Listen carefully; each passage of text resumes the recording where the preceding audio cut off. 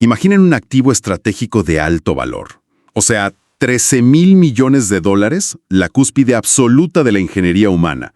Y de repente, convertido en un arrecife artificial en el fondo del mar por un misil que cuesta menos que un apartamento de lujo. Ujú. Y ese es exactamente el escenario que le está quitando el sueño a los almirantes de todo el mundo ahora mismo. Para quienes nos escuchan, ubíquense mentalmente en marzo de 2026. Estamos en las aguas del estrecho de Hormuz durante la fase crítica de la operación Epic Fury. Es un ambiente de tensión total. Exacto. Hay un sonido constante de barrido de radar haciendo eco en los pasillos, el golpe pesado de las olas contra un casco inmenso y el despegue ensordecedor de un caza F-35 desde la cubierta de vuelo. Pero de repente, todo se corta de tajo. Suena esa alarma que nadie quiere escuchar. De hoy, basándonos en datos estratégicos y conflictos recientes que sirven como laboratorio real, es esta. ¿Puede realmente un proyectil casi descartable reducir a nada el símbolo de proyección de poder más imponente de la historia naval? Esa es la vulnerabilidad central que estamos evaluando. Y a ver, no es una exageración teórica ni un ejercicio de simulación. La amenaza es física, es palpable. Estamos hablando de armamento balístico avanzado, tecnología hipersónica compartida entre potencias euroasiáticas. O sea, armas viajando a Mach 5. Totalmente. Para ponerlo en perspectiva, eso es 5 veces la velocidad del sonido, rasgando la atmósfera en una trayectoria directa hacia un portaaviones clase Gerald R. Ford, digamos una ciudad flotante que alberga a 5,000 personas. Es una locura. Durante décadas estas naves operaron bajo la premisa indiscutible de ser intocables. Sí, pero hoy, la física moderna y la cruda economía de la guerra han puesto esa premisa bajo un escrutinio brutal. Ok, vamos a desempacar esto. Porque la idea de que un arma de un par de millones de dólares pueda neutralizar una plataforma de 13,000 millones cambia por completo la ecuación estratégica. La reescribe desde cero. Y hemos dejado atrás esa era donde la principal preocupación era la velocidad de los aviones o los submarinos tradicionales. Entramos de lleno en la era del armamento hipersónico. Pero, a ver, ¿por qué exactamente llegamos a este punto de inflexión ahora en 2026? Siempre ha habido misiles muy rápidos. Claro, desde la Guerra Fría. Exacto. Desde entonces se han desarrollado proyectiles balísticos intercontinentales veloces, que hace que la tecnología actual sea una amenaza tan existencial que obliga a replantear toda la doctrina de defensa marítima. Pues el salto tecnológico crucial no radica únicamente en la velocidad bruta, radica en la imprevisibilidad. La defensa tradicional contra misiles siempre se basó en predecir trayectorias matemáticas. Como calcular dónde va a caer una pelota, ¿no? Sí, tal cual. Si un adversario dispara un misil balístico convencional, viaja como una bala disparada por un cañón, o sea, sube hasta la atmósfera y baja formando una parábola perfecta. Y los sistemas de defensa navales avanzados calculan esa curva. Exacto. Sistemas como el radar SPY-1 del Aegis son computadoras masivas que calculan esa parábola exacta en milisegundos. Determinan dónde estará el misil en el futuro, lanzan un interceptor y lo destruyen en el aire. Es un cálculo de geometría espacial fascinante. Pero al final del día es predecible. Esa es la palabra clave. Es predecible.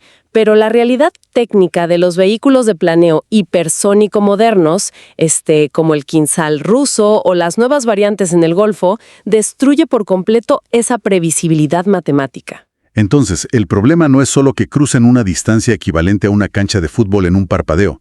Es que no siguen las reglas de la gravedad tradicional. Cambian de dirección en pleno vuelo mientras van a velocidades absurdas. Precisamente. Un misil hipersónico planea sobre la atmósfera, rebotando en ella. Tiene la capacidad aerodinámica de realizar maniobras evasivas en la fase final de su vuelo. ¡Wow! Imagina intentar interceptar un objeto que no solo viaja a una velocidad inconcebible, generando una envoltura de plasma a su alrededor por la fricción extrema, sino que además esté esquivando activamente tus defensas. Esquivando en los últimos segundos antes del impacto. Me imagino que eso reduce drásticamente el margen de error. Lo reduce casi a cero. El radar del barco tiene fracciones de segundo para actualizar la posición. La computadora de combate tiene milisegundos para generar una nueva solución de fuego. Y el misil interceptor tiene que girar físicamente para alcanzarlo. Exacto, y tiene que realizar maniobras que literalmente desafían la integridad de sus propios materiales. A menudo, las fuerzas G necesarias para hacer ese giro final destrozarían al interceptor en el aire. Es un dolor de cabeza para cualquier radar. Pero, un portaaviones clase Ford no está navegando solo indefenso. Estamos hablando de un grupo de ataque entero. Claro, tienen un escudo masivo. Tienen destructores de escolta, cañones Gatling controlados por radar de última generación, los sistemas de armas de proximidad Phalanx que disparan miles de balas por minuto e incluso láseres de energía dirigida diseñados específicamente para quemar amenazas entrantes. Todo eso está ahí, sí. Entonces, ¿me estás diciendo que un misil o un dron iraní barato simplemente puede evadir un escudo defensivo de miles de millones de dólares diseñado precisamente para detenerlo? Suena un poco a derrotismo prematuro, ¿no crees? A ver, si fuera un solo misil o un solo dron contra ese escudo, tendrías toda la razón. El escudo ganaría siempre. Pero el adversario moderno no lanza una sola amenaza. Ah, claro, la saturación. Totalmente. La táctica no se basa en la superioridad tecnológica individual de un solo proyectil, sino en la abrumadora superioridad numérica y la saturación de los sistemas. Es lo que conocemos como ataques de enjambre. Piensa en la defensa del barco como una recámara de balas. Un destructor puede tener 90 celdas de lanzamiento vertical para sus interceptores. Si el enemigo lanza 100 drones baratos y misiles rasantes simultáneamente desde múltiples direcciones, pues la matemática dicta que la amenaza número 91 va a impactar. Claro, es como tratar de atrapar 50 moscas con una sola mano. Es una gran analogía. No importa qué tan rápidos sean tus reflejos o qué tan precisa sea tu técnica. Simplemente no tienes suficientes manos para atraparlas a todas al mismo tiempo. Alguna te va a picar. Buscan agotar los interceptores del grupo de combate hasta que se queden literalmente sin munición defensiva. Y una vez que la recámara está vacía, cualquier misil que siga en el aire resulta letal, incluso uno con tecnología de los años 90. Lo fascinante aquí es la asimetría absolutamente aterradora de esta ecuación matemática y económica. Sí, es un choque de mundos.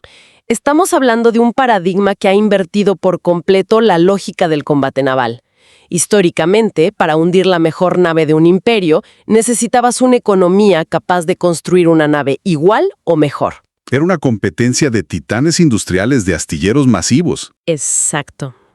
Y ahora, armamento de bajo costo, producido en masa mediante líneas de ensamblaje de tecnología casi comercial, tiene el potencial de abrumar a plataformas que tardan 10 años en construirse. Es de locos. Lanzar un enjambre mixto de drones y misiles que en total puede costar unos $50 millones para neutralizar un activo crítico de 13,000 millones. Es una tasa de retorno de inversión bélica que altera todo el equilibrio de poder mundial. Para un adversario, de plano, es el negocio del siglo. Pero espera, aquí es donde mi sentido común choca con los datos. Si la simetría es tan obvia, si es tan barato y efectivo abrumar estas defensas, ¿por qué los portaaviones no están ya todos convertidos en arrecifes artificiales en el fondo del mar? Es una pregunta muy válida. O sea, si la lógica de la saturación y la velocidad hipersónica es infalible, estos buques gigantes ya serían historia antigua. Y sin embargo siguen operando, siguen a flote y las armadas siguen desplegándolos en zonas de tensión. ¿Qué pieza nos falta en este rompecabezas? ¿Qué está impidiendo que los océanos se llenen de acero hundido si la ventaja la tiene el atacante? Esa es una observación fundamental y nos lleva directo al concepto central de la supervivencia naval moderna.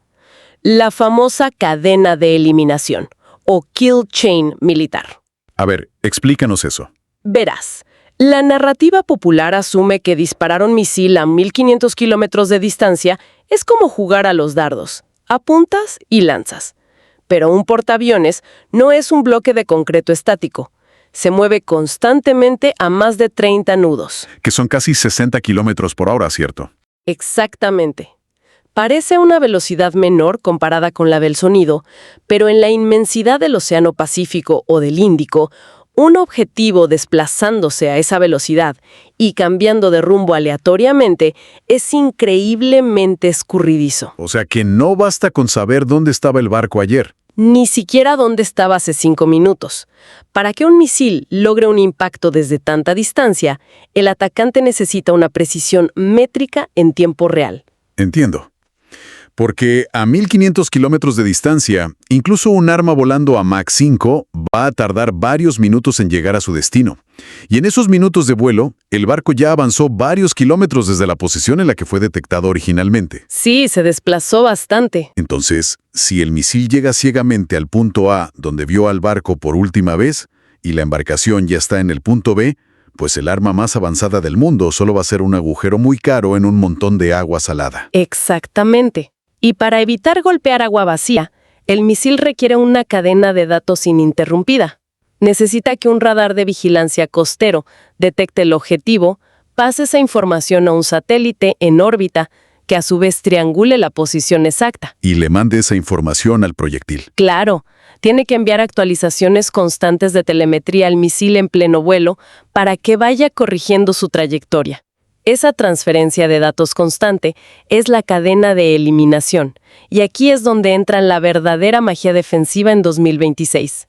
La guerra ya no se libra solo con explosivos, se libra en el espectro electromagnético. Estás hablando de guerra electrónica e inhibición de señales, como interferir una señal de radio, pero a nivel militar masivo. Exactamente eso. Pero, ¿cómo afecta eso exactamente a un arma que ya viene a velocidad supersónica hacia ti?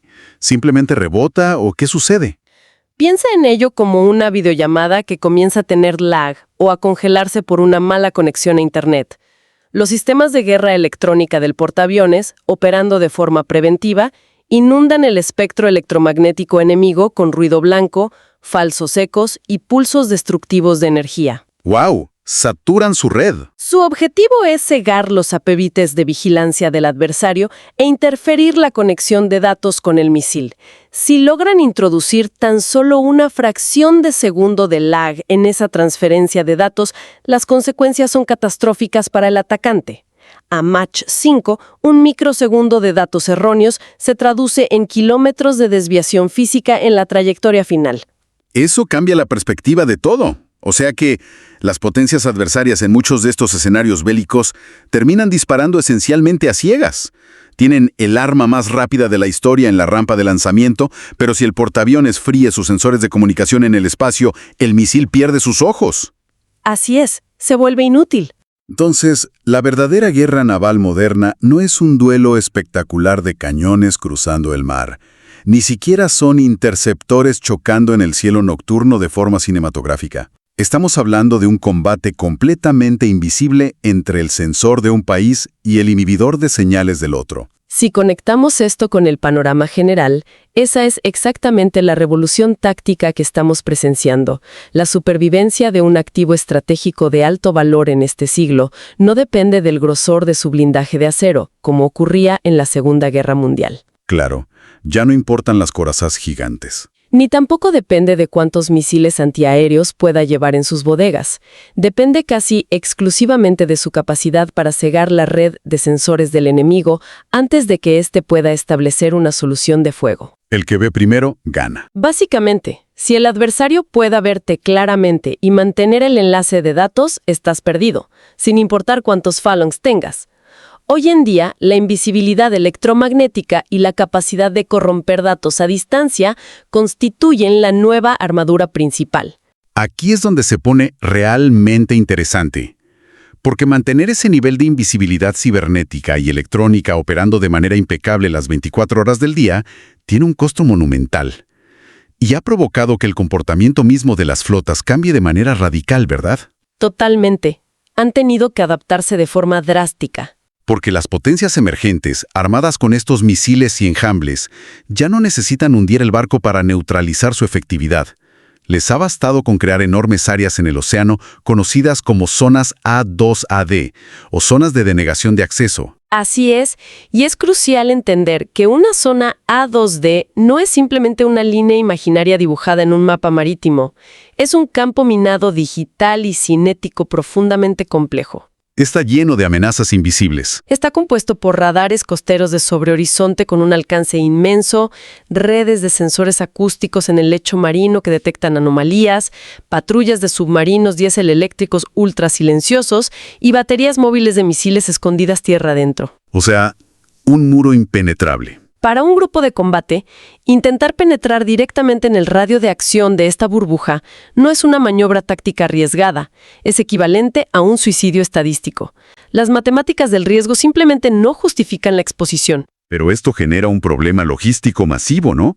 Si un portaaviones, que es básicamente un aeropuerto flotante, ya no puede navegar impunemente cerca de la costa enemiga para lanzar sus ataques, y se ve obligado a estacionarse a 1.500 kilómetros de distancia, por pura seguridad, ¿cómo llegan los aviones al área de combate? Esa es la gran pregunta que todos se hacen en el Pentágono. Porque un caza F-35 de quinta generación es una maravilla tecnológica, pero no tiene combustible infinito. Si un escuadrón tiene que volar más de 1.000 kilómetros solo para llegar a la zona cero, gastarán casi todo su tanque en el trayecto de ida. Ese es el talón de Aquiles de la doctrina operativa actual. Para sortear esa distancia impuesta por la burbuja A2AAD, los cazas tienen dos opciones, y francamente, ambas son problemáticas. ¿Cuáles son? La primera es cargar tanques de combustible externos debajo de las alas. El problema es que, al añadir estos tanques abultados, arruinan por completo el perfil aerodinámico del avión. Toda la millonaria pintura absorbente de radar y el diseño furtivo del F-35 se vuelven inútiles. Pierden el sigilo. El caza pasa a iluminar los radares enemigos como un árbol de Navidad, perdiendo su mayor ventaja. La segunda opción es depender del reabastecimiento en el aire, volando junto a aviones cisterna gigantescos. Y ahí veo una vulnerabilidad aún mayor. Porque un avión cisterna como un KC-46 no tiene nada de sigiloso.